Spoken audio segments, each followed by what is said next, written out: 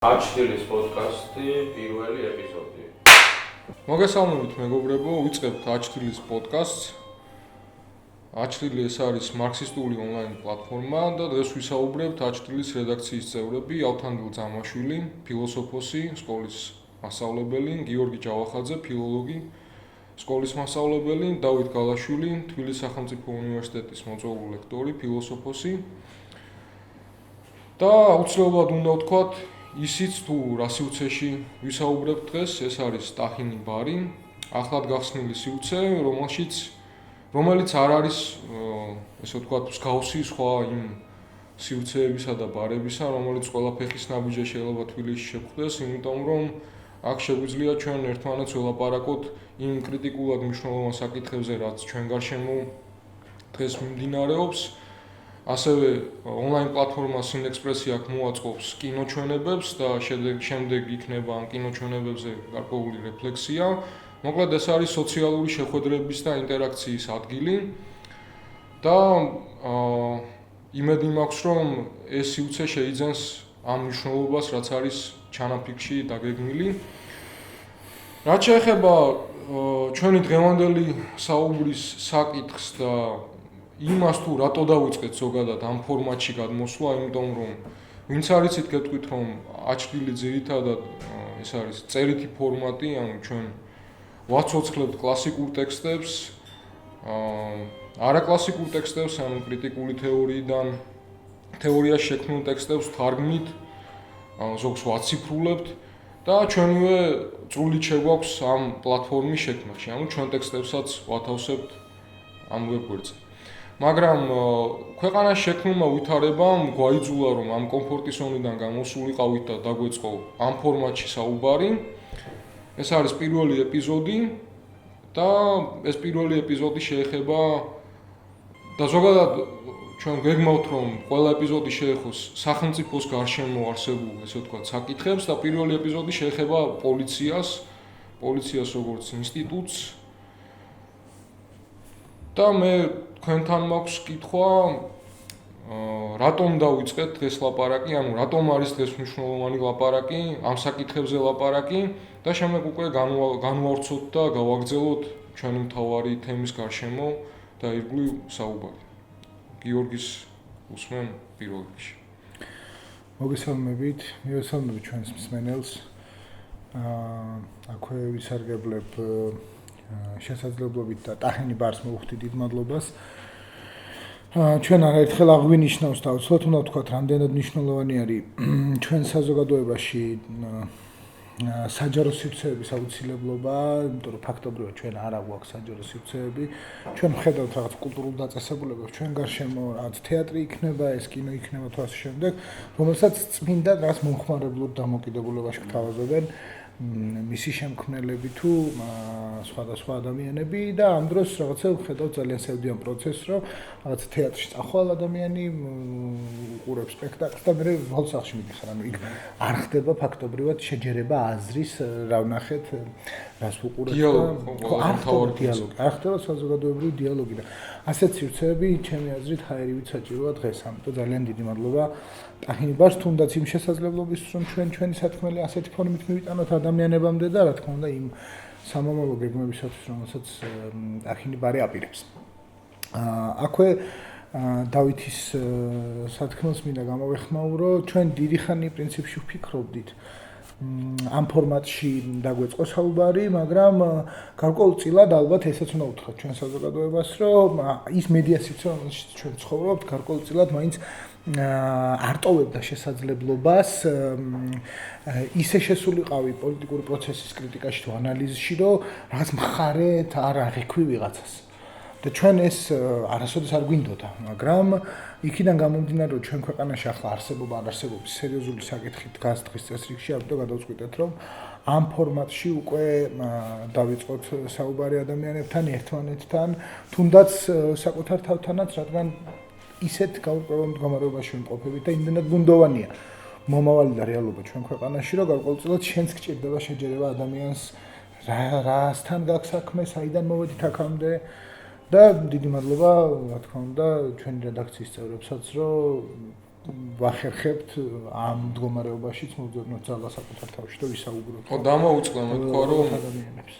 ესე იგი ჩვენ სამი ესე ფიქსირებულად ავიქნებით ამ პოდკასტის მონაწილეები თუ არ ვიცი, მასპინძლები თუ სტუმრები, იქნება როტაცია, შევიცვლებით და Sinexpress-ის ონლაინ პლატფორმიდან გვეყოლებიან ხოლმე ესე ვთქვათ ამ სივრცის არ ვიცი კონტრიბუტორები, წევრები და მოკლედ ხო ასევე საბაკო ხრეიძე უნდა ვახსენოთ ჩვენი კიდევ ერთი წევრი რედაქციის მაგრამ პირველი გადაცემა ესე იგი დაეთმობა პოლიციურ სახელმწიფოს პოლიციის ფუნქცია სახელმწიფოში და ავთო აი შენს რო თქვა ერთი ორი სიტყვით ამ დიალოგის და ესე ვთქვათ საუბრის მნიშვნელობაზე ვონ დიალოგი იმ გაგებით და იმ პრინციპით არა როგორიც ჩვენ გვესმის ან რაღაცა ორ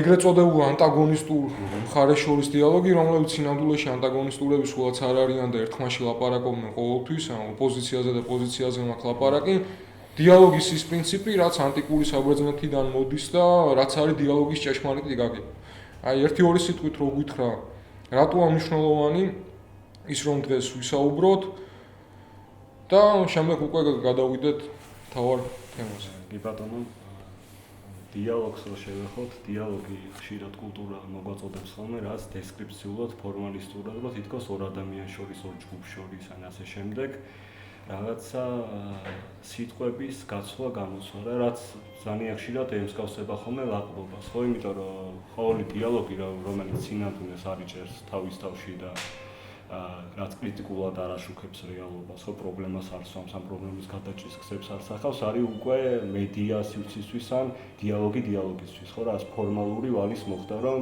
ამას შევეცადე და მოვჭე, ხო, დიალოგის მთავარი პრინციპი რა არის, რომ დიალოგში უნდა იყოს თითოეული წარმოდგენილი მხარე თანასწორ პოზიციაში. როგორც დიალოგურობა შედის ასიმეტრიულობა და ძალაუფლების საცეცები იჭრება, ხო, აქ უკვე დიალოგთან კი არ გვაქვს საკითხი, აქ გვაქვს უკვე სიმულაციასთან, რომ ვიღაც ქმნის ამ დიალოგის, ასთა გაცვლა გამოცვლის ასე ფორმალისტურ დღის წესრიგს და რეალურად არც არაფერი არ იცვლება, ხო? უბრალოდ რაც ფორმალისტური დემოკრატიის განსჯის თუნდაც კრიტიკული აზროვნების, ხო, იმ კრიტიკული აზროვნებაც, რომელიც მოგვეწოდება როგორც რაღაც საკითხების კრიტიკული დანახვის და დაყენების ინსტრუმენტი ძალიან ხშირად არის უკვე შექმნილი ფორმალისტურად გაწერილი სქემა, რომელიც სქემაში ჩვენ განცდა გაქრო კრიტიკულად აზროვნებ, მაგრამ რეალურად ის მთელი აზროვნების პროცესი, რომელსაც ჩვენ აწარმოებ, ხო, ამ დიალოგის პროცესში თუ მონოლოგის პროცესში, რეალურად არის უკვე წინასწარ დაგეგმილი. რომ შენ საიდან სადამდე იმოძრავო, ეს მანევრირება როგორ მოახდინა, როგორ იფიქრო, როგორ იაზროვნო, ისაუბრო და ასე შემდეგ. ამიტომ ჩვენი მთავარი მიზანი არის, რომ ეს დიალოგურობა იყოს თანასწორობის სიფრთხიდან იყოს, არა ფორმალისტური, არამედ თანასწორობის, რომ აქ ვინ საუბრობს, არავინ არ არის ვინმე აღმატებული, არც დამცრობილი და ვინმე თუ დამცრობილად მიიჩნევს თავს, მაშინ ეს დამცრობილობას მუდმივად კითხვის ნიშანი დაესვას, რომ ეს არის სისტემურად და ძალაუფლებრივი იერარქიით განსაზღვრული დამცრობილობა, რომ ეს ბუნებრივ და რეალურ მოცემულობასთან აცდენილია ძალიან და ამიტომ ჭირდება დიალოგი, რომ სახელდება მოხდეს ყველაფრის, ხო, რა არის კრიტიკული აზროვნება, რა ფუნქცია შეიძლება ქონდეს ასთა გაცვლა, გამოცვლას და ასე შემდეგ. ხო, აქვე პრინციპში შეგვიძლია ისიც ვთქვათ, ალბათ, რომ დღეს ახლა მაგალითად რაღაცა არ ვიცი რა უნდა უწოდო, ხელისუფლება თუ პროსახელისუფლებო ძალები, ну, მოკლედ ადამიანები, რომლებიც ძალაუფლებას და ძალადობას ახორციელებენ ხელისუფლების სახელით, დღეს ქვეყანაში და მისი პროპაგანდისტული მანქანები ხშირად საუბრობენ, ხო, რომ აი რაღაცა როგორი უნდა იყოს გამოსავალი, რაღაცა აი დიალოგის ალტერნატივა არა, აქ ეს რაღაცა ლოზუნგური ფრაზა, ხო, რომ და საერთოდ ლოზუნგების ქვეყანად ვიქეთ ჩვენ უკვე დიდი ხანია, ხო? ლოზუნგური ფრაზა, რომ დიალოგს ალტერნატივა არ აქვს, მაგრამ ანუ ისინი თითქოს როგორ გელაპარაკებენ, იცი რომ აი მე შენ გრთავ უფლებას დამელაპარაკო. იმიტომ რომ აი ძალიან დიდი ბოდიში მე აქვე ჩართვას გავაკეთებ ეს და ვიტყვი ეს რაღაცას რომ ანუ ჩემთვის ანუ რაღაცნაირად თვალების დაბრმავებას გავს მათი მხრიდანაც და ვინ საერთოდ ამაზე ამ კითხვაზე პასუხს ცემს იმ ადამიანების მხრიდანაც რომ ანუ რა დიალოგზე გვაქვს საუბარი ანუ შენ ოდესღაც იყავი და დღეს თავს თვლი ამ სახელმწიფოში ესე ვთქვი კანონის განმახორციელებელ ინსტიტუტად, ხო, პარლამენტად, აღმასრულებელ ხელისუფლებად, პრეზიდენტად და ასე შემდეგ. ჩვენ დიდი ხანია დიალოგი გვაქვს. სახელმწიფო უკვე დიალოგი არის. შენ გაქვს კონსტიტუცია, შენ გაქვს კანონმდებლობა, ჩემ მიერ მეტნაკლებად თანხმობა განცხადებული კონვენციები. და შენ იმას არ ასრულებ. ანუ აბა მეტ რაღაცა უნდა გელაპარაკო. ანუ შენ ამას არ აკეთებ. დიალოგი რომელიც თვითკრიტიკულობის მარცხებს არ მოიცავს, ის დიალოგი არა, ის არის მონოლოგი ძალაუფლების პერსპექტივიდან ასწავლე. ერთი რაღაცაც არის რა, აი ისტორიული ჩანართი რომ მოვიყვანოთ, ხო? ანტიკურ საბერძნეთში როდის ჩდება მოთხოვნილება რიტორიკის სწავლებაზე, გრამატიკის სწავლებაზე, ლოგიკის სწავლებაზე, როცა ასპარეზზე შემოდიან სოფისტები, ანუ დემოკრატიული პოლისი ჩდება. შესაბამისად, დიალოგი არის საწყისი და ზოგადად სოციალური ინტერაქცია არის საწყისი და ფუნდამენტი დემოკრატიული ფორმაციის, პოლიტიკური ფორმაციის. იქ სადაც არ არის დემოკრატიული პოლიტიკური ფორმაცია, დიალოგზე ლაპარაკი არის აბსურდი. რატო იყვნენ საჭიროები სოციალურად სოფისტები, ხო? იმიტომ რომ იქ იყო რაღაცა თანასწორობის პრინციპი მოქალაქეებს შორის და ჩვენ ვიცით რომ ეს მონათლობელური ფორმაცია იყო ეკონომიკური, მაგრამ ვინც მოქალაქედ ითვლებოდა, ისინი იყვნენ ჰორიზონტალური პრინციპით გაერთიანებულები და ყველა მოქალაქის ხმა იყო მნიშვნელოვანი. აი, სწორედ აქაა რაღაცა დიალოგის საფუძველიც ამაშია, ხო? როცა თანასწორი მხარეები, როგორც ჩვენ ახსენეს, ხდებიან ერთმანეთთან და ლაპარაკობენ უნდა. დღეს თუ დიალოგზე მიდგება ლაპარაკი და შეიძლება ამაზე გაგვიგრძელდა, მაგრამ აი მაგალითად საზოგადოებრივმა უწყებლიდან ყოველ დღეს მანტრასავით ჩახოვული რაღაცა კითხვა გვესმის, რომ ანუ უბრალოდ რა არის ამის გამოსავალი და ეს ხომ არ არის დიალოგი, ხო? როგორ შეიძლება დიალოგი ვაწარმოოთ იმ პირობებში, როცა ყველაფერი უკვე გადაწყვეტილია და პოსტფაქტუმ ვიღაცა ჩვენ გვიწევს იმაზე სალაპარაკოდ, რომ ან ეს გავამართლოთ, ან გავამტყუნოთ, მაგრამ ჩვენ ხმას არავინ არ შეისმის. ანუ ლოგიკა იქ არის საჭირო, სადაც მუშტი არ მოქმედებს. სადაც მუშტი მოქმედებს და სადაც ძალმომრეობა მოქმედებს, იქ დიალოგს არაფერი არ ესაქმება, არც ლოგიკას, ხო? იმიტომ რომ ლოგიკას თავისი წესები აქვს. და ლოგიკის ფორმალურ ლოგიკის მეცნიერებაში თუ ჩავიხედავთ, იქაც აღმოვაჩენთ, რომ კამათის წარმართვას, დიალოგის წარმართვას თავისი წესები აქვს. პლატონის ადრეული დიალოგები შეიძლება ვნახოთ და იქაც ჩანს ის, რომ დიალოგი შედგება მხოლოდ იმ მხარეებს შორის, რომელსაც აქვს რაღაცა სივრცე მანევრირების. ანუ მე შეიძლება რომ შენ აზრზე გადმოვიდე, თუ შევატყვე, რომ ჭეშმარიტების და რაციონალური მარცვალი დევს ამ შენს მონოლოგში. რასაც მე აქამდე ვერ ხედავ. რასაც მე აქამდე ვერ ხედავ. მაგრამ მე თუ რაღაც წინასწარი განწყობით მოვდივარ. მე თუ ვარ პროპაგანდისტი, ხო? გამავრცელებელი რაღაცა ტყუილის, სიძულვილის, შფოთის და ასე შემდეგ, ეს დიალოგი რა თქმა უნდა იქნება სიმულაციური. მით უმეტეს დიალოგი ვერ იარსებებს იქ, სადაც ყველაფერი დგას პოლიციურ ძალმომრეობაზე.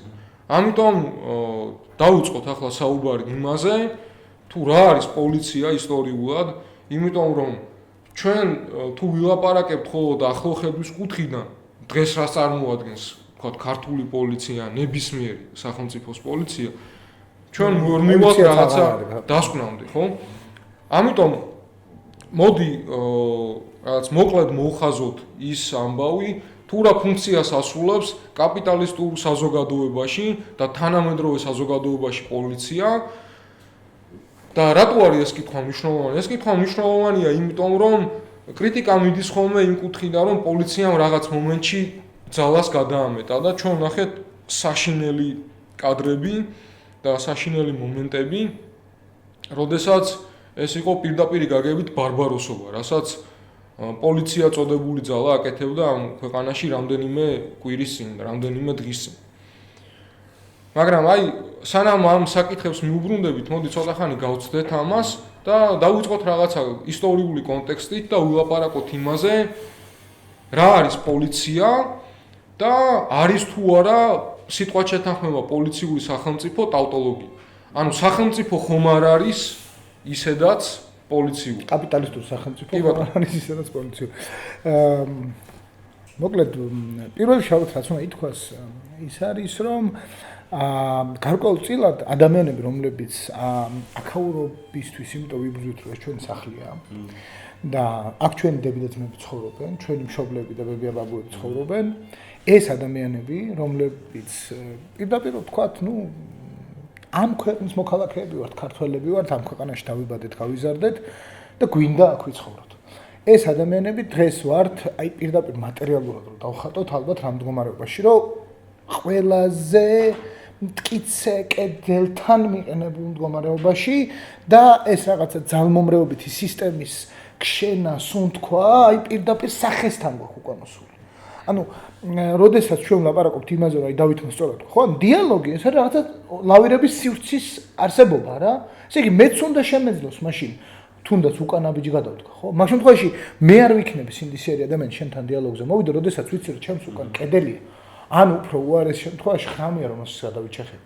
თუ შენ მე რამეზე დაგთანხმდები, იმიტომ რომ შენ ხარ ძალა, ამ შემთხვევაში ქართული ოცნება იქნება ეს ერთი კაცი, ვიღაც ბიძნევანიშვილი თუ ნებისმიერი სხვა, ანუ შენ მე რაზე უნდა გელაპარაკო, შენ მე რა უნდა დაგიჯერო, როდესაც წლების განმავლობაში არასდროს არაფერი შენი ინტერესის გარეშე არ გაგიკეთებია. თუნდაც რაიმე მიგაჩნდეს რომ სასიკეთო გააკეთე, შენი ინტერესის გარეშე არ გაგიკეთებია. შესაბამისად ჩვენ აი ამდენად ძალმომრეობით მდგომარეობაში ვართ. აი მართლა ყურებში გვესმის უკვე ამათი ქშენა. მოდი ვაღიაროთ რა ემოციურ მდგომარეობაში არიან ადამიანები. ჩვენ აქ ვინც ვხედავთ, მეტნაკლებად იქამდეც გქონია პოლიციასთან შეხება, იქამდეც გაგვიწევია წინააღმდეგობა სხვა ადამიანებისთვის, ჩვენი უფლებებისთვის და ჩვენთვის კიდევ შეიძლება უფრო მარტივი დასანახი მისაღები და ასატანი იყოს ის რაც ამ წუთას ხდება, მაგრამ ჩვენც ამ ემოციურ მდგომარეობაში ვართ. ახლა თქვენ წარმოიდგინეთ ადამიანები, რომლებიც აი მთელი ცხოვრება მართლა პატიოსანი მშრომელები იყვნენ, მიდიოდნენ სამსახურში, ყავდათ ოჯახები. და ახლა ცხოვრობენ იმ მდგომარეობაში, რომ არ იციან სახლის სადარბაზოსთან ვინ დახვდება. აი ვიღაცა დგას სახლის სადარბაზოსთან, ანუ ვინ არის ეს ადამიანი? ანუ ეს კითხვა ავტომატურად ჩნდება ადამიანებში, უნდობლობა. სოციალური ქსოვილის მორღვევის პროცესს ვხედავთ ჩვენ აქ დღეს, რასაც ქართული ოცნება აკეთებს. ამ მდგომარეობაში ადამიანები გვესაუბრებიან, შვიდობაზე რომ ადამიანები გვესაუბრებოდნენ, დღეს ეს ადამიანები არ არის შემოქმედები. რაც შეეხება პოლიციას რა, ესე იგი ძალიან ხშირად მე მხვდება ხოლმე ახალგაზრდების მხრიდანაც კრიტიკული დამოკიდებულების მქონე ადამიანების მხრიდანაც ესეთი სიტყვა შეთანხმება, რომ ჩვენი პოლიცია უკვე მილიციად გადაიქცა. ესე იგი ჩვენ ახლა განმარტება უნდა გავაკეთოთ ალბათ ამ ორი ცნებისა, ხო? ესე იგი სიტყვის წარმომავლობაზე შეგვიძლია ვისაუბროთ, ეტიმოლოგიაზე გაწოდებული რა. მილიცია როგორც ასეთი, ანუ ეს მოდის აბსოლუტურად სიტყვიდან, ანუ სამხედრო არა, ესე იგი სანამ მილიცია არსებობდა, ეს მილიცია იყო მეფის, ძალაუფლების მქონე არსების დამცავი მექანიზმი დანარჩენი საზოგადოებისა. და ამაში იცხოვრა კაცობრიობა, პრინციპში თავისი მთელი განვითარებული პროცესი, მთელი შუა საუკუნეები და მოვედით იქამდე, სადაც ფორმალური დემოკრატია, როგორც სახელმწიფოს არსებობის ერთადერთი ფორმა გამოვიგონეთ, არა, ანუ ყველამ ვიცით რომ იდეალური არ არის, მაგრამ უკეთესი ჯერჯერობით არ აქვს, ხო? და როდესაც პრაქტიკაში რა თქმა უნდა, ხო? როდესაც აქამდე მოვედით, მივხვდით რომ ანუ რაღაცა სამხედრო ძალა, რომელიც წესრიგს დაამყარებს ერთი ადამიანის, ანუ ძალაუფლების მქონის მეფის, მისი ოჯახის ინტერესების მიხედვით, იგივე დავუშვათ თუნდაც აი რუსეთის იმპერიიდან მომიშველთა მას ჟანდარმერია ქვია, ხო? ფრანგულადაც პრინციპში მილიცია სამხედროს ნიშნავს ეგ სიტყვა რა. რაღაცა მომენტში დემოკრატიულმა სახელმწიფოებმა გადაწყვიტეს, რომ სიტყვა მილიცია გადაქცეულიყო პოლიციელად, რა, ანუ ესე იგი პოლიციელი რა არის, ანუ ეს არის პოლისი სიტყვა, ქალაქიდან მოდის, ანუ ესე იგი ქალაქში მცხოვრები ადამიანების, მოქალაქეების ინტერესების დამცველ და მათი მორალური საზოგადოებისთვის მშვიდობის შემანარჩუნებელ მექანიზმად უნდა ქცეულიყო პოლიცია, ხო?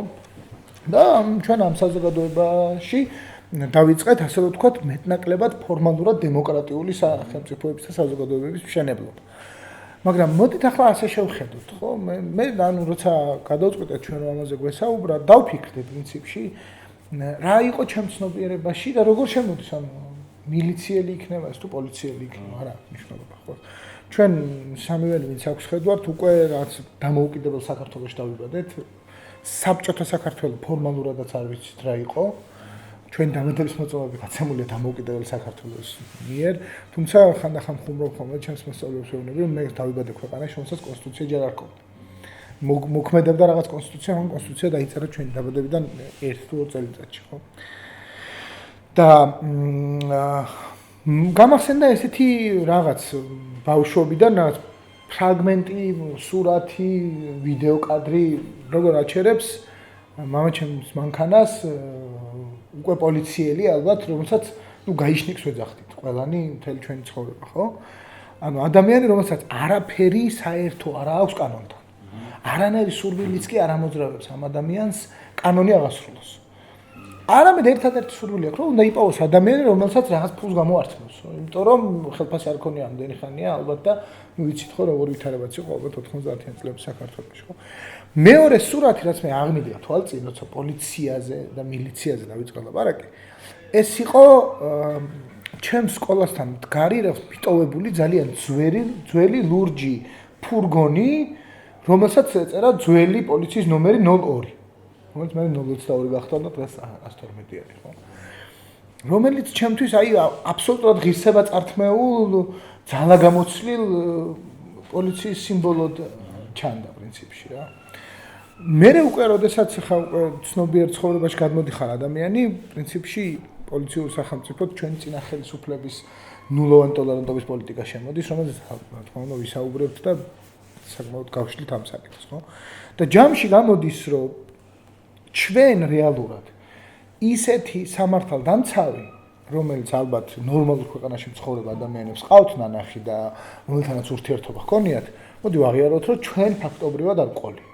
ანუ აი ამ მოცემულობიდან ვიწყებთ ჩვენ უკვე რაცა ძალიან კაცრად პოლიციურ სახელმწიფოდ გადაქცევას და არა მარტო პოლიციურ სახელმწიფოდ, მე მიმაჩნია, რომ ის რაც დღეს თბილისის ქუჩებში ხდება, ეგ პოლიციაც არ არის, ეგ პოლიციური სახელმწიფო და რაღაც ხროვა, აბსოლუტურად უსახელო არავინ ადამიანები, ანუ არაფერი ერთმანეთსგან არ განარჩევთ, აცივთ აბსოლუტურად ერთნაირი ფორმები, ახურავთ რაღაც რობოტის ქუდები და ანუ ის სავალდებულო ნიშანიც კი არა აქვთ, რომ რაღაცა ნომერი ეწეროთ ადამიანებს, რომლების ფსიქოემოციურ მდგომარეობას ვერც ერთი ვერ ვენდობით, რა წარსული აქვს მათ გამოვიდა, არ ვიცით, რაზე არიან ისინი წამსვლელები, არ ვიცით და ასეთ ადამიანებს შენ შიშველი ადამიანებს, ესე იგი, ყველანაირი იარაღის გარეშე მყოფი, მშვიდობიანი ადამიანების წინააღმდეგ უშვებ, არ იცი რას გააკეთებენ და იდენტიფიცირების საშუალებასაც არ იძლევენ.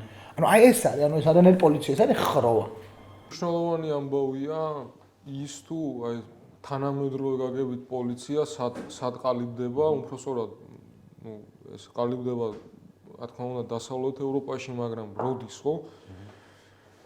ეს არის შუა საუკუნეების და აი ფეოდალური ფორმაციის დასასრულის მიჯნა პერიოდი, როდესაც გაღარიბებული გლეხი მოდის ქალაქში სამუშაო საძებნელად და იქმნება დიდი ურბანული ცენტრები, დიდი ქალაქები, სადაც ეს სხვადასხვა კუთხეებიდან წამოსული ადამიანები იკრიბებიან და ქმნიან ალიგაკოს, ხო, რაღაცა ტიპის სოციალურ, ესე ვთქვათ, დინარებას და სოციალურ შფოთს და პოლიცია როგორც ინსტიტუტი ჩნდება აი ამ ცენტრალურ აბსოლუტისტურ სახელმწიფოში, როცა უკვე ფეოდალების და წოდებების გადასაწყვეტი კი აღარ არის სახელმწიფოში რაღაცა მშვიდობის დაცვა ან მორალური წესრიგის დაცვა.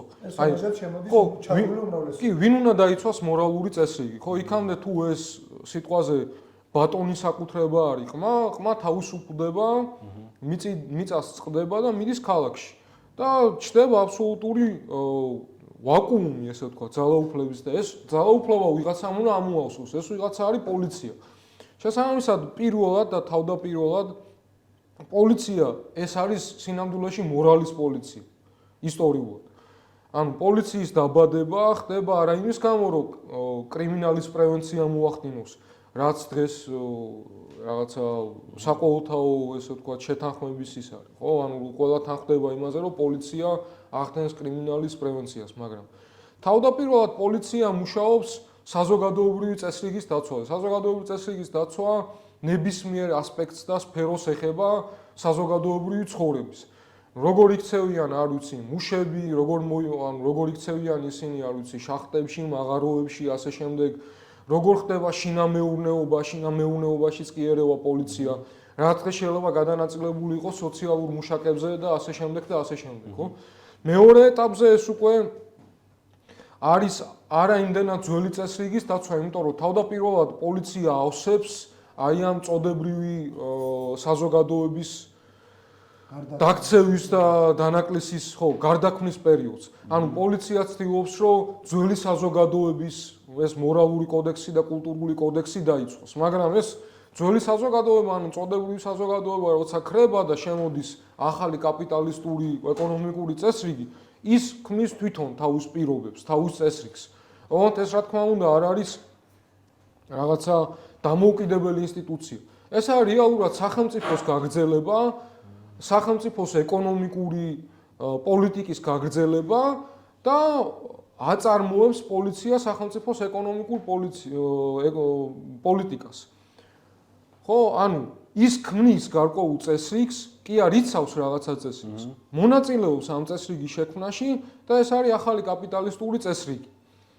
ეხლა მეორე ამბავი კიდე ის არის ხშირად რაღაცა ლიბერალური კრიტიკა მიდის ხოლმე იქამდე, რომ პოლიცია ძალას გადაამეტა და თითქოს რაღაცა ილუზია იქმნება, რომ პოლიცია რაღაცა იურიდიულ კონსტიტუციურ ჩარჩოებშია ჩაკეტილი. მოდი ეს წესრიგიც ესე შეიძლება წარმოვიდგინოთ, ეს წესრიგიც ხო ყოველთვის იცვლება რა, არსებობს სამართალ შემანარჩუნებელი წესრიგი და არსებობს სამართალ დამდგენი წესრიგი. საფრანგეთის რევოლუცია როცა მოხდა, ეს ძველი რეჟიმის გადმოსახედიდან იყო უკანონო, არალეგიტიმური. მაგრამ როგორც კი ამის დაკანონება მოხდა, ანუ პოლიცია მე იმის თქმა მინდა რომ უბრალოდ ინსტრუმენტია გაბატონებული კლასის ხელში, ოღონდ ეს გაბატონებული კლასი არ უნდა წარმოვიდგინოთ რაღაც შეთქმული ადამიანების ერთობად. ეს არის გაბატონებული იდეები მათ შორის, ხო? ანუ პოლიცია რეალურად ეს არ არის მხოლოდ ფიზიკური ძალადობა. ინტუიციური მდგომარეობა, ვინ გრძნობს, ვინ არის ხო, რა თქმა უნდა, ეს არის გაბატონებული იდეების პოლიციაც.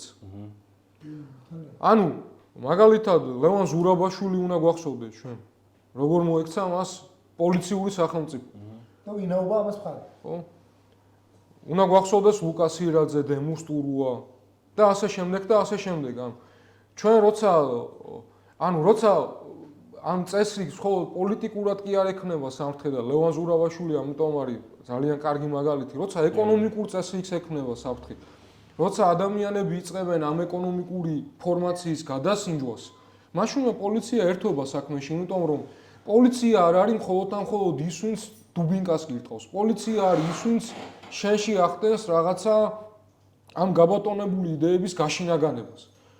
ჩვენში ხო გაშინაგანებულია ის, როგორ უნდა ვიფუნქციონიროთ, საზოგადოებამ როგორ უნდა იფუნქციონიროს. და ამას თვალყურს ადევნებს პოლიცია. ესე იგი, ბოდიში დავით, საზოგადოებრივ წესრიგს კი არ ინარჩუნებს პოლიცია, არამედ საზოგადოებრივ ჩაგვრას, ხო? საზოგადოებრივ ჩაგვრას, რომელიც საზოგადოებრივ წესრიგია სინამდვილეში, იმიტომ რომ ყოველი წესრიგი რეალურად, რაც ჩვენ ვიცით ისტორიულად, ჩაგვრა. ანუ ტოტალიტარული წესრიგი. პოლიცია ესაა საზოგადოების შინამეურნეობა სინამდვილეში. ეს არ არის მხოლოდ შიშველი ფიზიკური ძალადობა. პოლიცია არის პოლიტეკონომიის დანამატია სინამდვილეში. და აი ამ პერსპექტივიდან უნდა დავინახოთ ჩვენ დღევანდელი პოლიციაც. რა არის პოლიციის კლასობრივი შემადგენელი? ვის უსწორდება პოლიცია პირველ რიგში, იმიტომ რომ არსებობს ექსტრაიურიდიული სივრცეებიც. ანუ ვინ ხარ შენ სოციალურ კიბეზე, სოციალურ საფეხურზე? თუ შენ ხარ აი ამ სახელმწიფო აპარატისთვის საჭირო ადამიანი, ანუ ნუ ვიცით მაგალითები, როდესაც ესე ვთქვათ, კანონგარაშე პირებსაც შემდეგ როგორ ხდება ამათი ინტეგრაცია პოლიციურ სისტემაში, ხო? ფილმი შეგვიძლია გავხსენოთ Catch Me If You Can, თუ სწორად მახსოვს? კი. სადაც როგორ ხდება სულიად კანონგარაში ადამიანის თაღლითის სპეციალისტად ჩამოყალიბება. თაღლითის სპეციალიზება პოლიციო. ანუ ესე ვთქვათ, არ უნდა გვეგონოს ჩვენ ის, რომ პოლიცია მხოლოდ პირდაპირ ინსტრუმენტია ჩაგვისა. ხო, და რამე ერთია. ესე იგი, პოლიცია ბოდიში თაღლითობას იცავს, ოღონდ სახელმწიფოს მხარეს და არა საკუთარ პირობას. დაკანონებული უკანონობის სახელმწიფოს პოლიცია სინამდვილეში. შეიძლება დავითმა რაც თქვა, მე გამახსენდა პრინციპში აი სად შეგვიძლია ვეძებოთ თავშოთ ჩვენ ლიტერატურაში, რომ ჩვენ სკოლას ვასწავლიდნენ. პოლიციელები. მაგალითად შეგვიძლია გაგვახსენდეს ეკატერინე გაბაშვილის ფშიერაძის ოჯახი. პატარა მოთხრობა, რომელშიც არის აღწერილი, რომ როგორ ჩამოდის აი სწორედ რაღაცა აი ამ წოდებრივ კლასს გამოქცეული ოჯახი თბილისში იმისათვის, რომ თავი გადაერჩინოს. და ადამიანები, რომლებიც ცხოვრობენ ღიაცის ქვეშ, ან რაღაცა ახერხებენ, რომ ერთი ოთახი იქირავონ, ამ რაღაცა ბურჟუა ადამიანებისგან და მე ესენ ძალიან ცუდად ექცევენ შვილებს, როცა მშობლებმა ერთად შრომისთვის არიან გასული სახლიდან, როგორ ჩაგრავენ მათ შვილებს და როგორ იპოვიან ერთ გამოსავალს ეს ადამიანები, რომ აი დღევანდელი რასაც ასე ვთქვათ ნაძალადევის დასახლება ქვია, აი იქ ეტყვიან, რომ არსებობს შესაძლებლობა ის მიწები არავის არ ეკუთვნის, არავის არ აინტერესებს და შეგიძლიათ სახლი ააშენოთ. და როგორ გაუხარდებათ ამ ადამიანებს, როგორ იწყებენ სახლის მშენებლობას და როგორ ჩნდება პირველად მათ ცხოვრებაში პოლიცია. არავისთვის საჭირო მიწაზე ჩნდება ადამიანების დასახლება. პოლიცია მოდის და სახს ანგრევს. ამ სახს გინგრევს. როგორც აფრიკაში რამდენიმე წელი. როგორც აფრიკაში რამდენიმე წელი. როგორც დავინახეთ მაგალითად რამდენიმე ხნის წინ, ხო რომ თბილისის ცენტრალურ უბანში, იანვრის ყინვაში ამდენი ადამიანის თვალწინ წარმოუდგენელ სიგიჟეს ჩადიოდა რა ქვია მას აღსრულების პოლიცია. აღსრულების პოლიცია. ხო, და ესე იგი რა გამოდის, რომ აი მე ესეთ კითხვა მიგდოდა თან თქვენთვის შემომეთავაზებინა სადისკუსიო საკითხი. რა არის ის პოლიციელი, რომელიც ჩვენ გონებაში პირველად აი ქართველი ადამიანის გონებაში პირველად ჩნდება? იმიტომ რომ ჩვენ მოდი ასე შევხედოთ, ამ იმპერიალიზებულ მდგომარეობაში, ამ კოლონიალიზებულ მდგომარეობაში ჩვენი პოლიცია არასოდეს არ ხო, ანუ ფეოდალურ ხანაში პოლიცია კლასიკური გაგებით არ ყოლია, ქართველის პირველი შეხება პოლიციასთან ეს არის რუსეთის იმპერიაში და იქამდე აი იგივე შიერაძის ოჯახი მაგალითად, ხო, იგნატე ნიმიშვილის. როცა პოლიციელი არის ერთადერთი შენთვის მხოლოდ არსება, რომელიც მოდის და ვიღაცის მიერ დაკანონებულ გადასახადს გართმევს.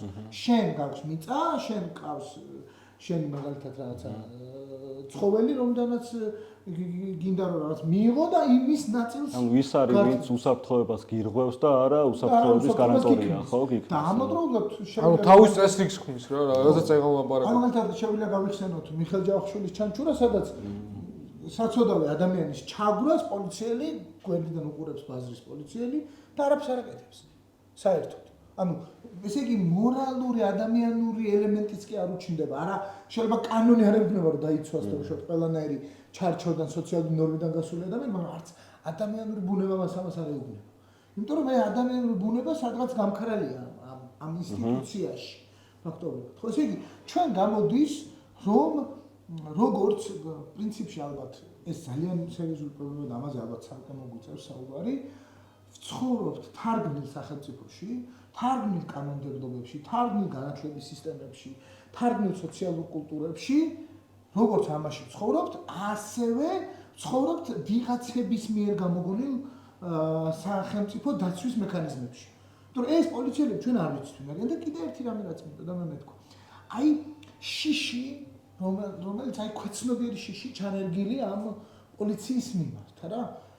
რა ჯანდაბა ყვებავს ამას? მოდი ეს კითხვა დავსვათ. ჩემი აზრით ის რომ შენ ერთ რიგით საქართველოს მოქალაქეს მშრომელს წარმოდგენა არა გაქვს რეალურად რა წერია იმ შენსა და სახელმწიფოს შორის გაფორმებულ შეთანხმებაში, რასაც ქვია კონსტიტუცია და კანონმდებლობა, შენ არ იცი რა წერია. ანუ შენ ავტომატურად გგონია, რომ იქ რაღაცები წერია, რაც შენ გიცავს. და საბოლოოდ როცა საქმეზე მიდგა, აღმოჩნდება, რომ ვიღაც კლერკებს თურმე ეს ისე დაუწერიათ და მე სხვა კლერკებს ისე წაუკითხავთ, რომ ეს შენი განადგურების იარაღია. ის რაც შენ იდეაში შექმენი, იმიტომ რომ ყველა ადამიანი თანაბრად მორალური ვერ ვართ და ერთმანეთისგან თავის დასაცავად შვიდობის საწარმოებლად შევქმნით. ამ დროს შფოთის და უბედურების დასანერგად იყენებს ამას თურმე ვიღაცა შენს წინააღმდეგ. ამას აღმოვაჩენთ ხოლმე ძალიან არასწორ დროს სამწუხაროდ. აი ავთუ ამ შიშნერგავს. ერთი რაღაცა კიდე რა ვახსენეთ სულთავიდან პოლიციური სახელმწიფო და ვთქვით რომ ეს რაღაც ტავტოლოგია, იმიტომ რომ პოლიცია და სახელმწიფო ერთმანეთთანაა გადაგული. მაგრამ პოლიციური სახელმწიფო როგორც სიტყვა შეთანხმება ჩნდება მე-20 საუკუნის ტოტალიტარიზმების ეპოქაში. იქამდე პოლიცია ნიშნავს წესრიგის დაცვას, ან რაღაცა მორალური სიკეთეების და კულტურული კოდების დაცვას.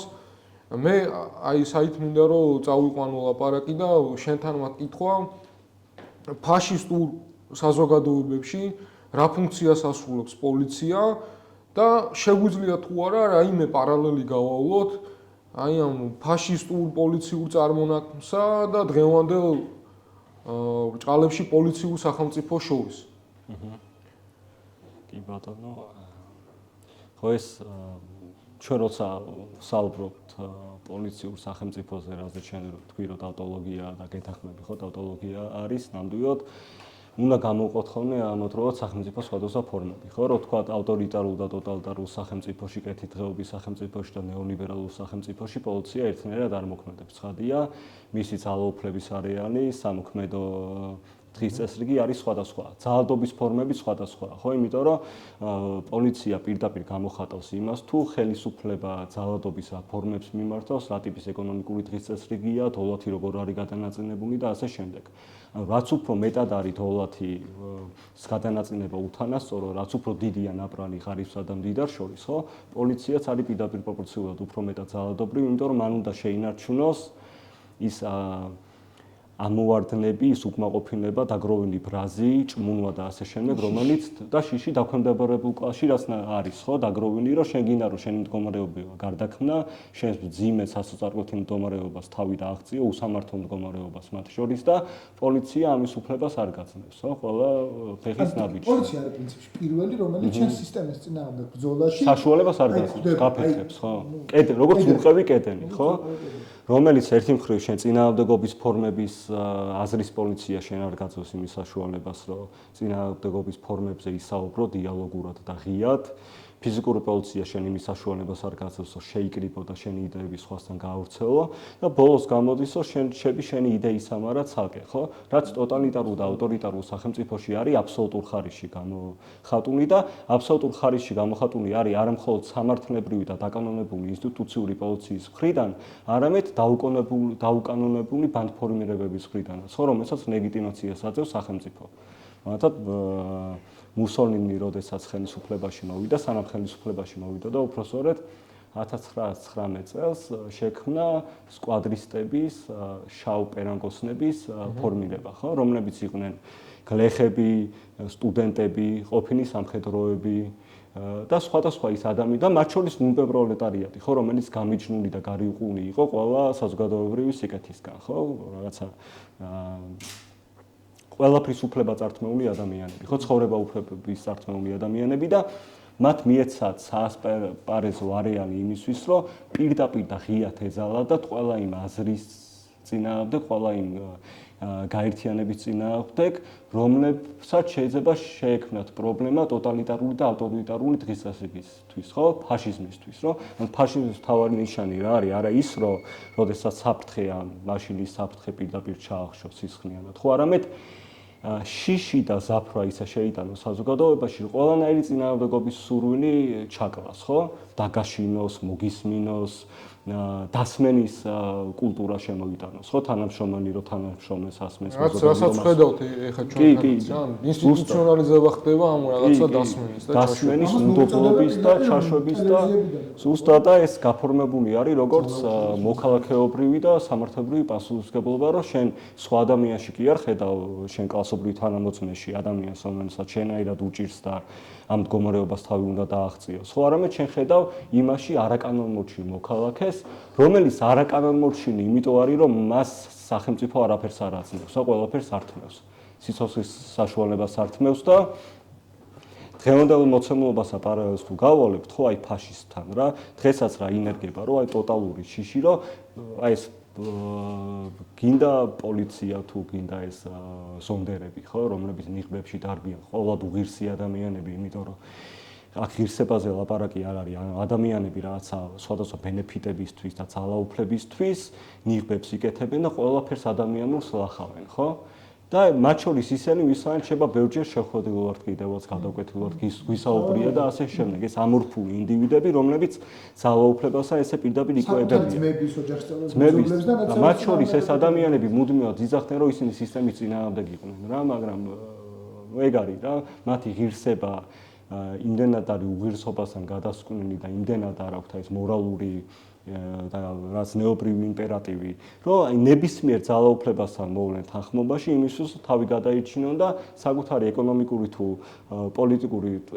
თუ საცხოვრებელი პოზიციები გაიმყარონ და როდესაც შენ მოყვება მეტროში ზონდერი და მეტროში ჩამოყვება ან სახლში დაგვხვდება მეტროში ჩამოყვება სპეცნაზმენია სახლში დაგვხვდება ზონდერი და ასე შემდეგ მე შენ განცდა გიჩნდება რომ სახლშიც არ ხარ უსაფრთხო ხო ანუ შინ ყოფნის კატეგორია იშლება ანუ სახლი და შინ ყოფნა რა არის რომ შენ უსაფრთხოდ ხარ სითბოს გრძნობ ადამიანურ ურთიერთობებს გრძნობ და იქაც მოყვება რა ანუ ერთადერთ ადგილია სადაც შეიძლება ეს ჩაგვისა და უთანასწორობისა და სახელმწიფო ძალადობის კატეგორია მეტნაკლებად არ გამოყვეს ხო გაგზნობინებს რომ იქაც შენთან არის, იქაც გისმენენ და იქაც კი შემოვა შენ თუ ჭკვიანად არ იქნები, ჩუმა თუ არ იქნები. რა, ამიტომ ფაშისტური პოლიცია და ავტორიტარული პოლიცია მოქმედებს ესე რომ შენი ყოველი გაფაჩუნება და შენი ყოველი ხმის ამოღება თუ მოდის დაპირისპირებაში გაბატონებულ დღის წესრიგთან, მაშინ შენ ხარ უკვე პერსონა ნონ გრატა, ხო, უსიამოვნო პიროვნება ხარ, რომელიც უნდა გაირიყოს და დაიჩაგროს ყველაფრის ფასად. აი, ერთი რამის თქმა მინდოდა, ნახე ავთომ რო ახსენა, ესე იგი, რისგან შექმნა მუსოლინი, ხო, ეს შავრაზმელები და შავპერანგიანები, ხო? ესე იგი, ფაქტობრივად ჩვენთანაც ვინ არის დღევანდელი ქართველი პოლიციელი თუ აი ის რაღაცა ზონდერ ჯგუფის წარმომადგენელი თუ სპეცრაზმელი თუ განსაკუთრებულ დავალებათა დეპარტამენტის წევრი და უამრავ სახეს გვთავაზობენ პრინციპში რაც საბოლოო ჯამში სხვადასხვა ფორმები აცვიათ უბრალოდ რაც ზოგი ფერადია ზოგი არ არის ზოგს რაღაც ის აქვს ნეონის განათება ზოგს არა ნუ არაფერი სიარულის მანერაზე მიხვდები იმ საიდან არის რა თქმა უნდა კი არა ეს ახლა რაღაცა სოციალურ კულტურაში და ურბანულ იუმორში გამჯდარიც რომ პოლიციელს იცნობ ყველგან ანუ პოლიციელს როცა სუფრაზე გიზის ეგრევე იცნობ რომ პოლიციელია ხო ანუ ჩვენ ვიცით რომ რაღაცა ქართულ კულტურაშიც რამდენიმე სერიალი არსებობს პოლიციელების შესახებ, კარგი პოლიციელების შესახებ, მაგრამ იქაც პოლიციის სახეს არავინ არ უარყოფს, ხო? მაგრამ მე ის თქმა მინდოდა, პრინციპში რამდენად ერთნაირია ჟანრის კანონი. თუ დღევანდელი ჩვენი პოლიციელების უმრავლესობაც არის სწორედ აი თავის სოციალური კულტურებიდან განდევნილი ადამიანების ერთობლიობა. აიგან რაღაცა დაუშვათ ჩვენს რაღაცა ქუჩურ კულტურაში რო ეცადა რაღაცის მიღწევას მაგრამ ძალიან რთულმა კანონებმა, რომელიც არსებობს ამ ჩვენს ქართულ ქუჩაში, ეს ადამიანი, ასე რომ ვთქვათ, ვერ მიიღო, არ მიიღო, გააფუჭა ცუდკაცად აქცია, გაბოროტდა და მერე შურის ძიებისთვის რამდენი ვიცით ასეთი. რამდენი ვიცით ასეთი. ხო, ჩათვალო რომ დაკანონებული ძალადობა მან მნიშვნელოვანი კიდე რა მომენტია რომ ამ ესე ვთქვათ, კანონგარეშე როცა ხარ, ხო? და სიტყვაზე ვამბობ, არ ვიცი, ქუჩაში ხარ თუ ტყეში ხარ პირალად გავარდნილი და რაღაცა შენ სამართალს აწარმოებ იმ შემთხვევაში შენ ხარ პიროვნება ხო ანუ აი მაგალითად ჰობსბაუმის ტექსტი შეგვიძლია გავიხსენოთ ეს ბანდიტებზე ბჭყალებში სადაც ჩვენ გვაქვს კანონგარეშე ადამიანების ეს რაღაცა სახეხატი ერთგვარი რობინ ჰუდის სახეხატი რომელიც რედისტრიბუციას აკეთებს სიმდიდრის ანუ მე საბოლოო ჯამში არ ვიცი ინდივიდუალურად ვემსახურები საზოგადოებრივ ინტერესებს მეორე ამბავია ეს როგორ გამოვა ხო აი შილერის ყაჩაღები შეგვიძლია გავიხსენოთ იქაც ეს ინდივიდუალური ძალისხმევა განწირულია ან დათა თუთაშხიას ან არსენ ამარაბელის ტიპაჟი აქ პიროვნებასთან გვაქვს საქმე მთელი მისი პიროვნული ტრაგედიით პიროვნული მახასიათებლებით შეცდომებით და ასე შემდეგ მაგრამ ის ადამიანები, რომლებიც უკვე აი სისტემასთან საკუთარი თავის მიკუთვნებას ახორციელებენ, ისინი უპიროვნოები არიან. ეს ნიღბებიც არის სიმბოლო იმისა, რომ მე ვარ უჩინარი და აქ უკვე მორალური დილემა დგება, ხო? მე თუ შემიძლია რომ უჩინარი ვიყო, მაშინ არ ვიცი, ვარ ისეთი მორალური, როგორც მაშინ როცა ჩანვარ და ჩემ ყავს დავებ. ხო? აი მედებების წინაშე დადგომის როცა არ გეშინია ხო? ხო, რა თქმა უნდა, ანუ როცა მე როგორც სუბიექტს პასუხისმგებლობის გრძნობა აღარ ამაქვს და გადამაქეთ ჩემი პასუხისმგებლობა კოლექტივზე და ხელისუფლებაზე ძალაუფლება. ხო, აი, რო გავიხსენოთ, მოქალაქე. რო გავიხსენოთ სიტყვაზე მამო ფაბრისი ნაცისტების უმეტესი შემთხვევები. კანონიერად სამართლებრივად ყველაფერი არის შვეიცარიული საათივით გამართული. ბოროტების ბანალურობა, ხო რაც არის არეთ.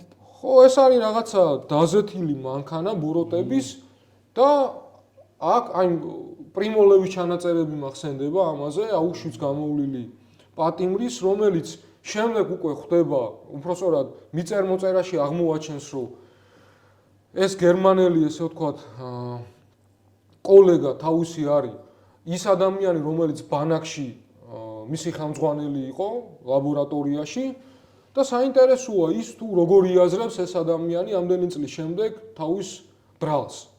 მაგრამ ეს ბრალი როგორც წესი არ არის ხოლმე, ანუ არის ანონიმური ბრალი.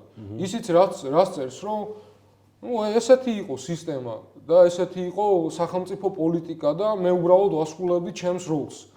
და როცა ნიღბის უკან ხარ და როცა შენ პიროვნება კი აღარ ხარ, არამედ ხარ რაღაცა ჭანჭიკი, ხო, იმ აპარატის, რომელიც ამას ჩადის, იქ უკვე მარტივი არის, რომ ეს მთელი მორალური კოდექსი და რაიმდული კოდექსი, რაც ახლავს აი ამ ძველ, ესე ვთქვათ, ფირალის თუ ბანდიტის თუ ასე შემდეგ, ეს ყველაფერი არის ჩამოცილებული. იმიტომ ეგ ინდივიდუალურ პასუხისმგებლობის გარეშე არ არსებობს. ეს მორალური პარადიგმა. აქვე ხო შეგვიძლია გავიხსენოთ თუნდაც აი ამ დღეებში რაც ვნახეთ, ხო? ველური გავეშებული მასა, რომელსაც არაფერი არ აკავებდა, როგორ რაღაცა ნიკვებივით გადაიქცნენ, როგორც კი ტელევიზიებმა მათი სახელების და გვარების განთავსება დაიწყო პირდაპირ ეთერში.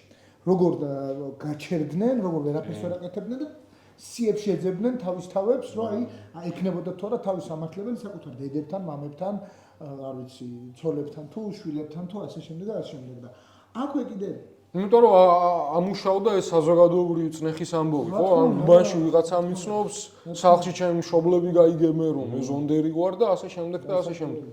მასაკვირველია. და აქვე ალბათ გარკვეულწილად ჩვენ ნამდვილად უნდა შევეხოთ აზრის პოლიცია, ხო, რამდენჯერმე ვახსენეთ.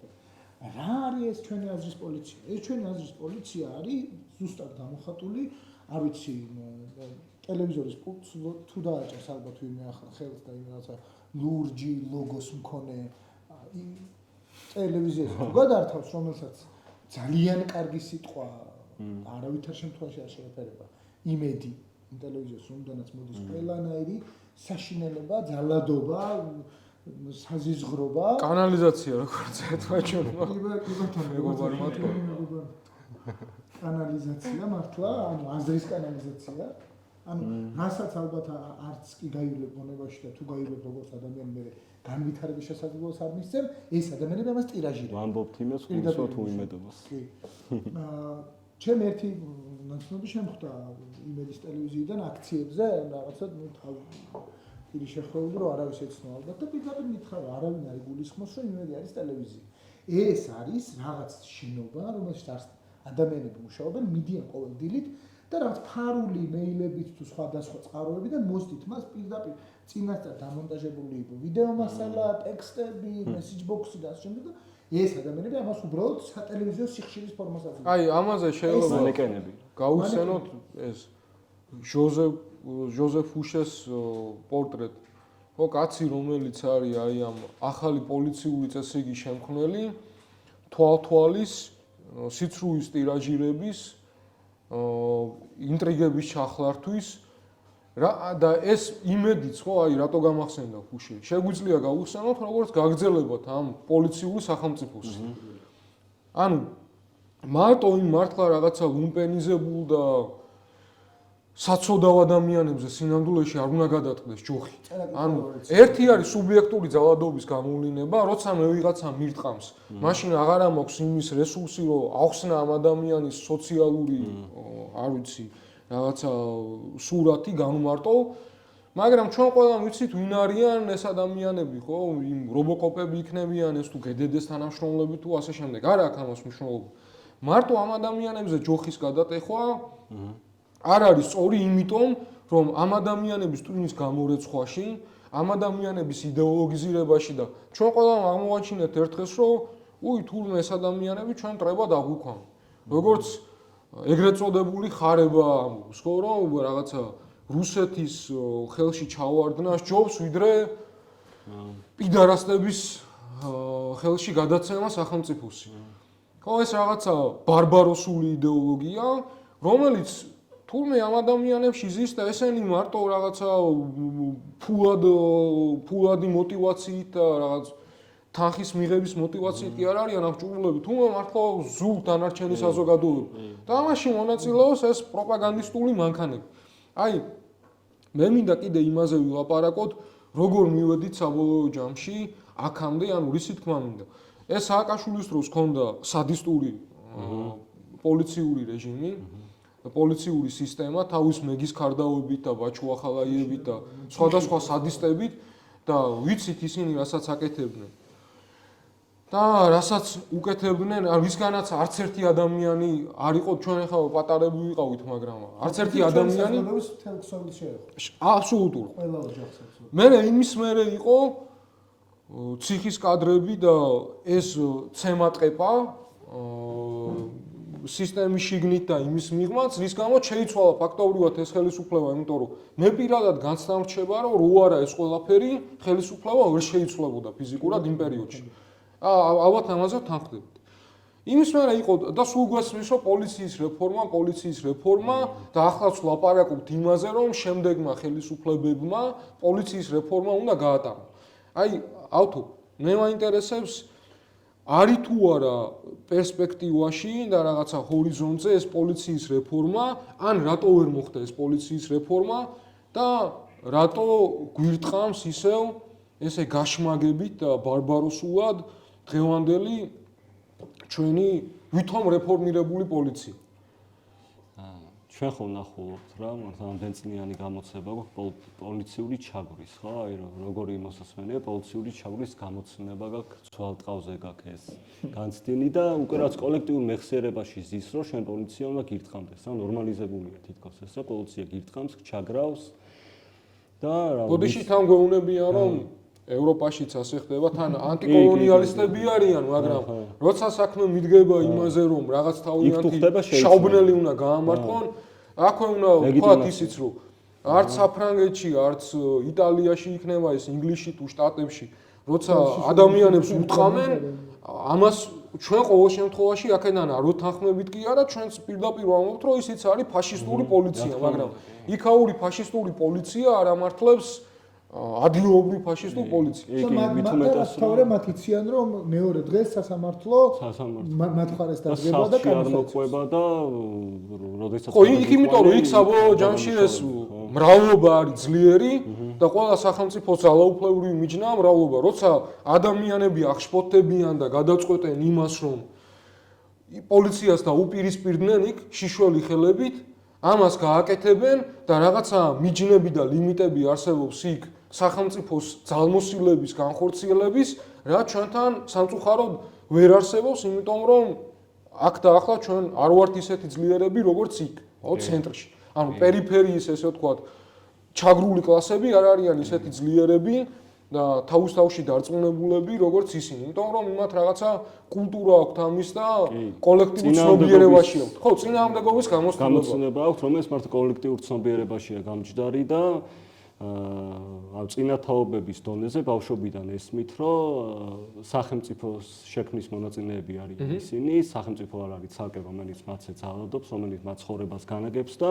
ეს განცდა აქვთ ისტორიულად ეს ჩამოყალიბდა ხო უფლებებისთვის, ბრძოლისთვის, შრომისთვის, ბრძოლისთვის, რომ შენ ხარ ადამიანი სხვებთან ერთად, რომელსაც შეუძლია ეს ყველაფერი შეცვალოს. და ის რომ ხელისუფლება არის უბრალოდ დაქირავებული პირები, შენ წარმომადგენლები, რომლებიც არ ვიცი, ესე რომ ვთქვათ, პირდაპირ თითზე უნდა დაატრიალო და ისე უნდა გადაარხიო აქეთ და იქეთ, თუ შენს პირად და საზოგადოებრივ ნებელობას არ გამოხატავენ, ხო? როგორც კი საზოგადოებრივ ნებელობას არ გამოხატავს და შენს საზოგადოების ფუნდამენტურ მოთხოვნებს არ აკმაყოფილებს ხელისუფლება, ის უკვე გამოდის წურბენების და პარაზიტების კლასი, ხო? რომელიც ძალაუფლებით ტკბება, ძალაუფლებით ხშირ შემთხვევაში ესეა, რა თქმა უნდა. მაგრამ ამას დიდი წინააღმდეგობა ხდება. დიდი წინააღმდეგობა ხდება, ხო? და ჩვენ რისი გამოცდილება გვაქვს, რომ როგორც კი რა ხდება რა ნაციონალების დროს უკვე რამაც 90-იან წლებში დაწყებულ ან პრივატიზაციის ეკონომიკურ პოლიტიკას რაღაცნაირად აღზევების ხანაში აიყვანა და რომელსაც დღეს ქართული ოცნება არანაკლები მონდომებით აქცევებს. დაასრულა, ხო? ეგ რა არის, რომ ყველაფრის უფლება აქვს ბიზნეს სექტორს, ბანკებს, კაზინოებს, კერძო სექტორს, კერძო ინვესტორს. კერძო ინვესტორი არის მეფე რა, რომელიც ჩამოდის, როგორც კოლონიზატორი ჩადიოდა თავის კოლონიაში, ინდოეთში, აფრიკაში და ყველაფერს პოლიტიკას და ეკონომიკას თვითონ ადგენდა რა. აქ ეგრე არის, რომ ჩამოდის კერძო ინვესტორი, ჩამოდის ფინანსური სექტორი, თუ ადგილობრივი ფინანსური ინსტიტუციები და თავის პირად ნებაზე მოგების ინტერესის მიხედვით აგებენ ყველაფერს, ხო? ამ ძალაუფლება თავიდან ბოლომდე არის დაქვემდებარებული ფულისა და მოგების ინტერესს. და ამ დროს ჩვენი ტიპის ჩამორჩენილ ეკონომიკურად ჩამორჩენილ ქვეყანაში რა ხდება, როდესაც ყველა რესურსი მიტაცებულია ერთეულების ხელში, რომ ძალიან დიდი საზოგადოებრივი უკმაყოფილება და ჭუმმა გროვდება, ხო? ამ უკმაყოფილების და ჭუმვის შენარჩუნება, შეკავება პოლიციური სისტემის გარეშე არის შეუძლებელი. შენ თუ ამ მარწუხებში არ მოამწყდებ, შიში არ ამყოფებ. ნაცების პერიოდში ზუსტად მუდმივად თუ არ შეგეშინდება შენ იმის, რომ ამაზე თუ ხმას ამოიღებ, რომ დაგიჭერენ ან სამსახურიდან გაგანთავისუფლებენ. აი თუ გახსოვს ეკონომიკურ დანაშაულებებზე, ხა პურის მოპარვაზე და რომელიც სამართლის დანაშაულები. ბავშვები ციხეში ამის გამო. ხო, ეგ ანუ ნულოვანი ტოლერანტობა რა არის ფაშიზმის ერთ-ერთი ფუნდამენტია რა, რომ შენ ნებისმიერი შენი დანაშაული არის ინდივიდუალური გადაცდომა ყველანაირად მოწყვეტილი საზოგადოებრივი, სოციალური და ეკონომიკური ძირებისგან, რომ ვიღაც რო იპარავს, ის კი არ არის სამართალი, იმას კი არ ინარჩუნებს და ითვალისწინებს, რომ მას შიოდა რა, მიშვილს შიოდა, არ ვიცი, ბებიისთვის ან შვენისთვის წამალი მიქონდა, არამედ იმას ამბობს, რომ იმას სამართალი დაარღვია, წესრიგი დაარღვია და რომელი წესრიგი რა, წესრიგი რომელიც უნარჩუნებს დიდრებს კაპიტალისტურ კლასს და გაბატონებულ კლასს, მოგებას, გამდიდრებას და ღარიბს უფრო მეტად აღარიბებს, ხო? რომელიც შეინარჩუნა თავიდან ბოლომდე ქართულმა ოცნებამ და უკვე ფაქტობრივად რისი შიშიც ჰქონდა და ერთადერთი რაც იყო დარჩენილი რა, ამ შემთხვევაში რომ პირდაპირ პოლიცია, არ vicი, ბოდიში და ცოცხებით არ გემუქრება, გაუპატიურებით არ გემუქრება და არ გაუპატიურებს ასე შემდეგ რა. აი ეს გააცოცხლეს რა, გააცოცხლეს სხვადასხვა ფორმებით ძალადობა, ჩაგვრა, შიშის დათესვა, რისთვის რომ ფაქტობრივად ესე იგი ხელისუფლება ისე გთვლის, რომ ჩვენ იმდენად სუსტი საზოგადოება ვართ, რომ არ შეგვიძლია არც ერთი ისტორიული გაკვეთილებიდან გამოცდილება და ღირსების ამყრელებს აჯილდოებს ღირსების ორდენი. და ამ ადამიანებს, რომლებიც ყველაზე სამარცხვინო ადამიანები არიან, ყველაზე სამარცხვინო ადამიანები არიან, აჯილდოებს ღირსების ორდენით. და მე შე როგორი დამოკიდებულება უნდა და იმეორებენ საკუთარ თავს. და იმეორებენ საკუთარ თავს. როგორც მიშა სააკაშვილმა თავისი ქოფაკი ძაღლი ბეგის ხარდავა და აჯილდოვა ღირსების ორდენით, იმიტომ რომ თელი საზოგადოებისთვის აი პირდაპირ მithobdet ვარ თქვენ არავინ არ ახართ.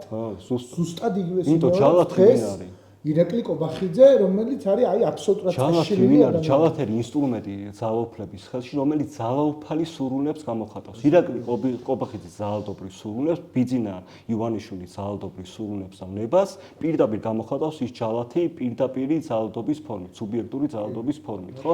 და ამის უკარო ობიექტური ძალადობის სტრუქტურები და ფორმები დგას, მე მგონი ამაზე უნდა ვისაუბროთ რა, რომ იმ ადამიანს, რომელსაც იქ ურყავენ და ჩაგრავენ, იქამდე ჩაგრავდნენ სამუშაო ადგილებში, იქამდე ჩაგრავდა ბანკი, რომელიც ასახლებდა სტრუქტურული ჩაგვრის ობიექტი იყო და იმას უბრალოდ უმატებს მე უკვე პოლიცია, რომელიც ფიზიკურადაც ჩაგრავს, მორალურადაც ჩაგროვდა განადგურებულ ადამიანს უკვე და ეგ არა, ნახე, ერთი მხრივ ჩვენ ვართ ეკონომიკური ძალადობის ქვეშ მოყოლილი საზოგადოება და მეორე მხრივ ამას ემატება პოლიციური ჩაგვრა, რომლის ბოლო წერტილიც არის უკვე ავტორიტარიზმის და ფაშიზმის დაკანონება, ხო? როდესაც შენ შიერი იქნები და ამავდროულად შენ შიმშილზე ლაპარაკის და უფლებაც აღარ გექნება, ხო, არ გავს. კიდე მგონი უნდა ვთქვა თავისი.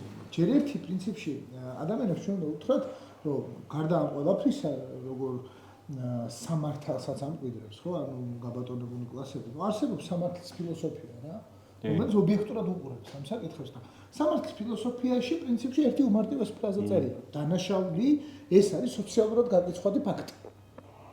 ხო, ანუ ესე იგი ძალიან მარტივია, ხო, როგორ უნდა მივხვდეთ რა არის დანაშაული. თუ საზოგადოების უმრავლესობას ეს ფაქტი არ მოსწონს ან საფრთხეს უქმნის, შენი ეს ქმედება, ეს არის დანაშაული. მოდი ახლა ამ პრიზმიდან შევხედოთ ჩვენ აი დავითს მიერ ნახსენებ ლევან ზურაბაშვილს, ხო?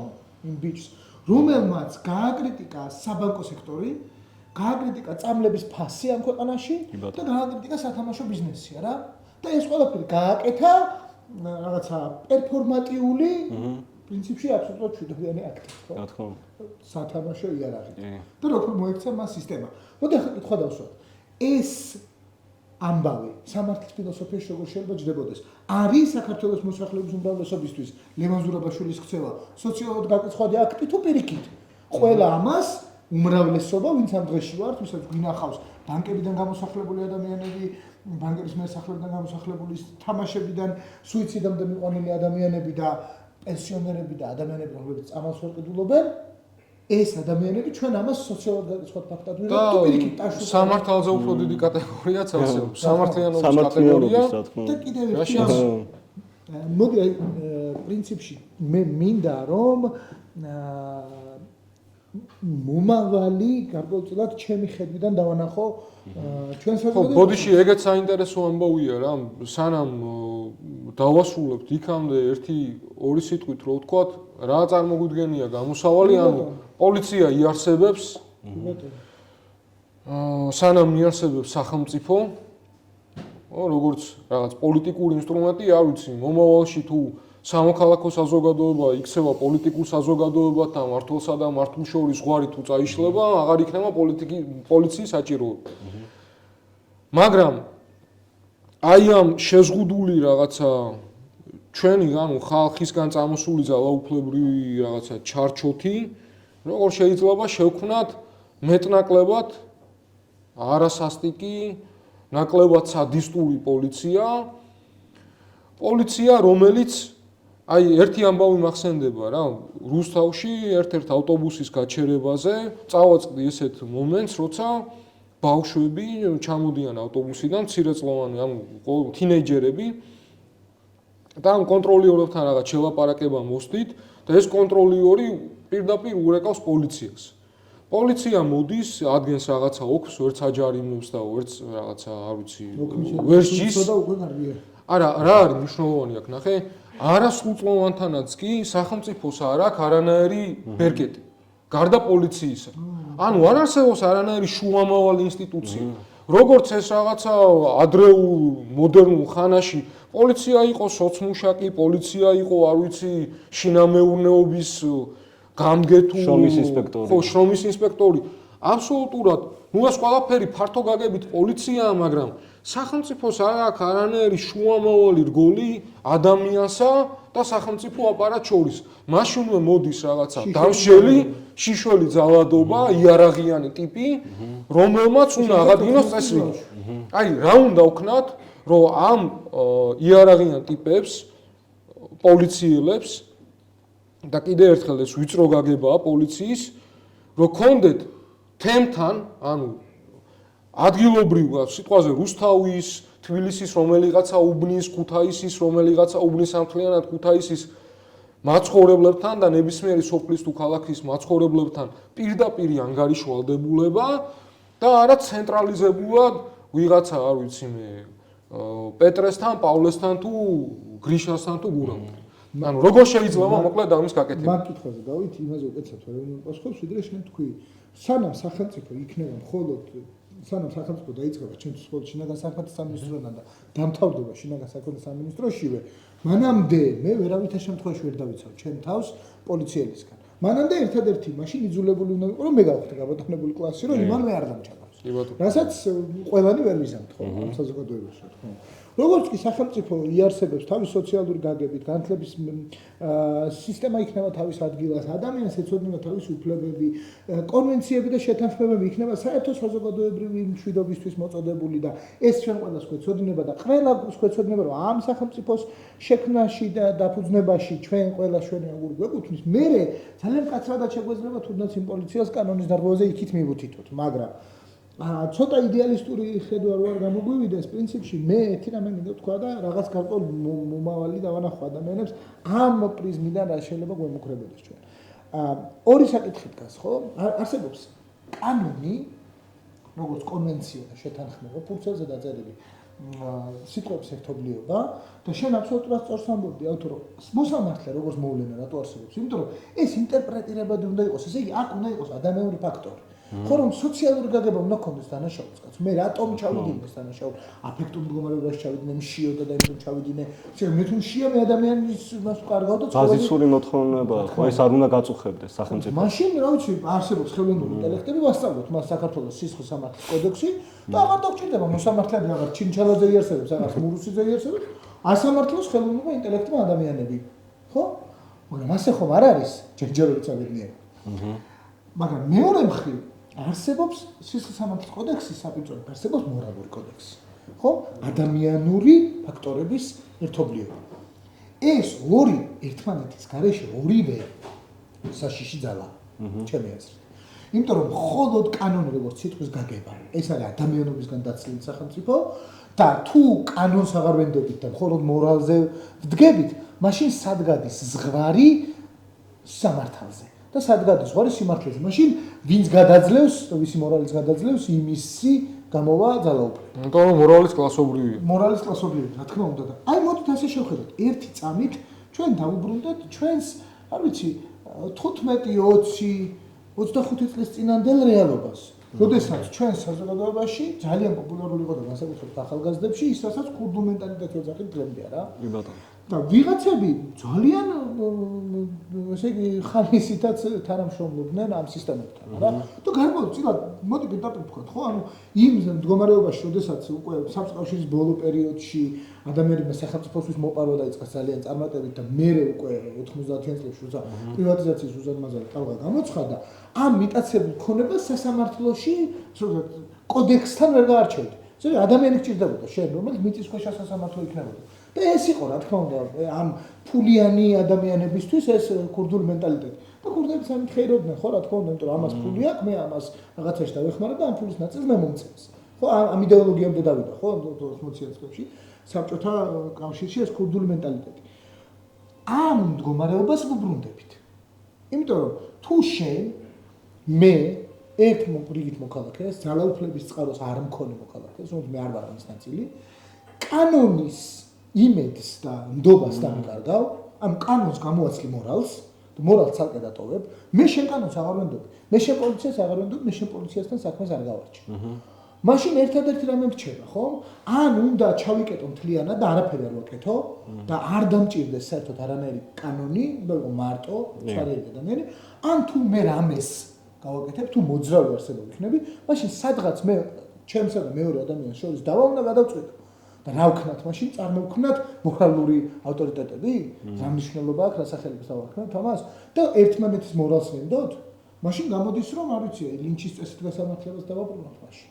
ხო, იმიტომ რომ ადამიანს უნდა ან დანაშაულს და სასჯელს უნდა აწესებდეს სახელმწიფო. ოღონდ ეს სახელმწიფო უნდა მოქმედებდეს იმ კანონმდებლობით, რომელიც ადამიანებმა შექმნეს.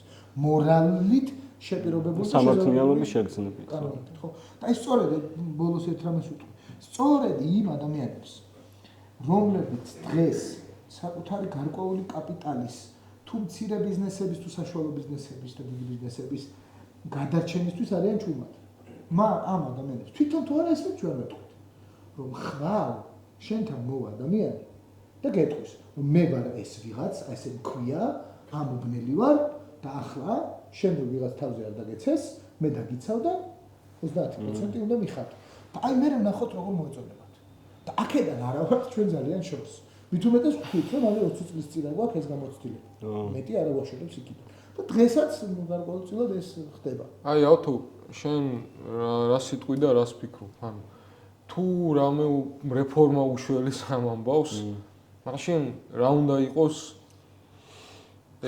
რეფორმა თუ უცვლელობა თუ ასე. აუთის რეფორმაზე როცა ხოლმე ლაპარაკი, როდესაც ინსტიტუციური რეფორმას კავშირში არ შედის ეკონომიკურ საკითხებთან, ხო, საზოგადოებრივ მოთხოვნებებთან და ასე შემდეგ, ყოველთვის ვიღებთ ხოლმე რაღაც სიყალბეს, ხო, როგორ შეიძლება რომელიმე ინსტიტუცია გარდაქმნა და ისე მოაწესრიგო, რომ ამ საზოგადოების, ასე ვთქვათ, მდგომარეობა გაუმჯობესოს, რაღაცნაირად გადანაწილების პოლიტიკის გადახედვის გარეშე, ხო?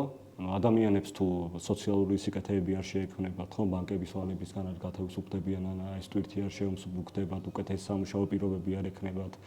არ ვიცი, რაც პროდუქტის ფასები არ დარეგულირდება და ასე შემდეგ. ხო, ამის გარშე პოლიციური რეფორმა როგორ წარმოგვიდგენია, იმიტომ რომ ისე უნდა დაუბრუნდეთ იმ რაღაცა სამუშაო თეზის თუ სამუშაო დებულებას, რომ ყოველთვის ოდესაც სამართლის ცნება, სამართლიანობის კატეგორია ცდება და ასიმეტრია რაც უფრო ფართოა, სახელმწიფო უფრო მეტად მიმართავს პოლიციურ ძალადობას. იმისთვის, რომ აი სამართლიანობის დანაკლისისგან რაღაცაირად ამოსული, ამოზრდილი ბრძოლისა და წინააღმდეგობის სურვილი ჩაკლას ძირშივე, ხო?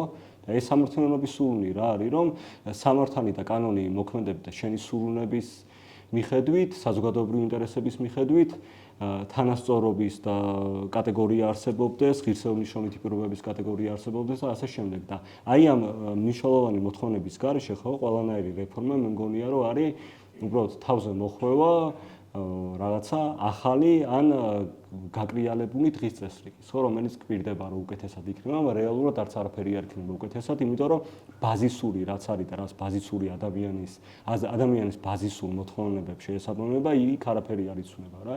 იქ ისევ ჩაგვრა და უსამართლობა ნარჩუნდება, ხო? და სუფევს და ეხლა რამდენიმე რაღაცა ზედა კლასში თუ საშუალო კლასში თუ გადანაწილება მოხდა და ინდივიდების ჩანაცვლება მოხდა და ვიღაცას ვიღაც ჩაანაცვლებს, აი წერან შენ როგორ თქვი რა, გიორგი, რომ როდესაც ასეთი ტიპის ძალადობაა, შენ ეს ძალადობა და რეპრესიები შენისგან გიბიძგებს, ან ამას დაუპირისპირდე და თავი გაირიყო, ან შენ სოციალურად მოკვდე, ან გაქცევა მოგიწიოს ამ სამუშაოდან წამოსვლა, ან დაჭერა, ან კიდე მეორე, რომ შენ ამ სუპერეგოს, ხო, ძალაუფლებისგან წამოზრდილ სუპერეგოს დაემორჩილო, ხო, ამ რეპრესიული აპარატის ხმას თავი დაუქმნიო და სამაგიეროდ შენ შინაგან სინდისთან მოხვიდე წინააღმდეგობაში, ან შენი შინაგანი ეგო მოთხოვნებები და ღირებულებები და პრინციპები გადალახო იმით, რომ ჰარმონიაში იყო ძალადობრივ წესრიგთან, ხო? ჩვენ თუ ესე გვესახება ეს რეფორმა, ესე გვესახება, რომ ჩვენ ჰარმონიაში ვიყოთ იმ წესრიგთან, რომელიც სიღარიბესა და უთანასწორობას ნიღბავს, მაშინ მსგავსი ტიპის რეფორმის გაკეთება ალბათ შესაძლებელია, ხო?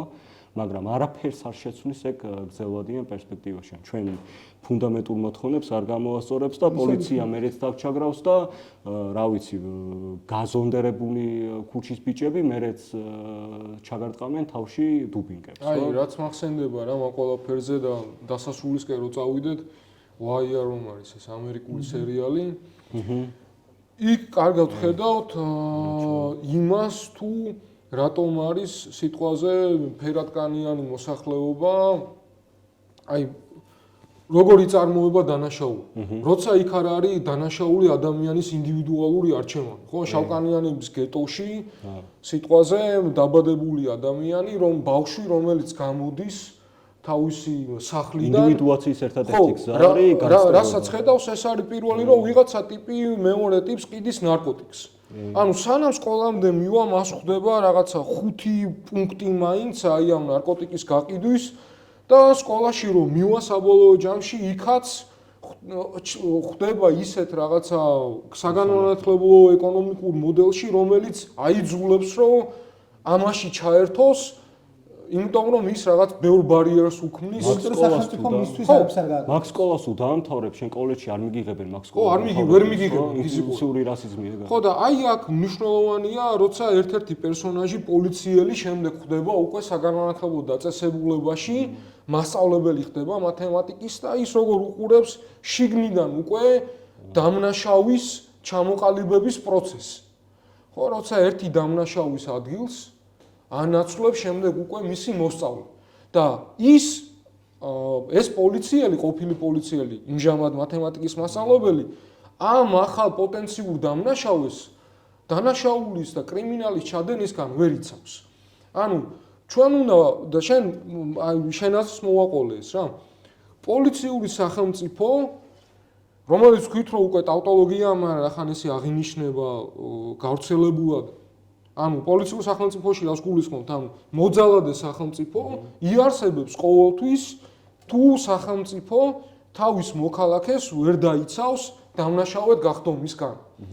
და დამნაშავედ გახდომისგან ვერ დაიცავს ის იმ შემთხვევაში თუ იქნება ჩაგვრელი აი ესეთი ტოტალურად, როგორ თქვა, კლასობრივი საზოგადოება და ეს კლასობრივი ანტაგონიზმი არ შერბილდება არაფრით. კლასობრივი ანტაგონიზმი არსებობს ევროპაშიც, მაგრამ იქ შერბილებულია. მე არ ვლაპარაკობ ეს კარგია თუ ცუდია, ამ შეფასებაში არ შევდივარ. ატომიზაციის პროცესი არ არის. ჩვენთან ატომები ხო, ანუ თუ ეს არ მოხდება, კლასობრივი მხარე სანამ იქნება. ხო, ანუ ჩვენი რაღაცა სტრუქტურული ჩაგვრა თუ არ მოგვარდება რაღაცნაირად, ანუ როგორც ჟიჟეკის ენაზე რო ვთქვათ, ობიექტური ძალადობა თუ როგორღაც არ შერბილდება, სუბიექტური ძალადობა ყოველთვის იარსებებს. ანუ მომავალი ხელისუფლებები თუ არ შეცვლიან ეკონომიკურ პოლიტიკას და არ ვიცი ამის იმედი პოლიციური ძალადობა იქნება ჩვენი ბედისწერა, ხო? ხო, და ანუ ისი თქმა მინდა, იცი კიდე რომ ეს საბოლოო ჯამში ეს რაღაცა დემოკრატიული გამოგვიძება დღეს რაც ხდება, ხო, ეს მრავლობა გამოდის ქუჩაში და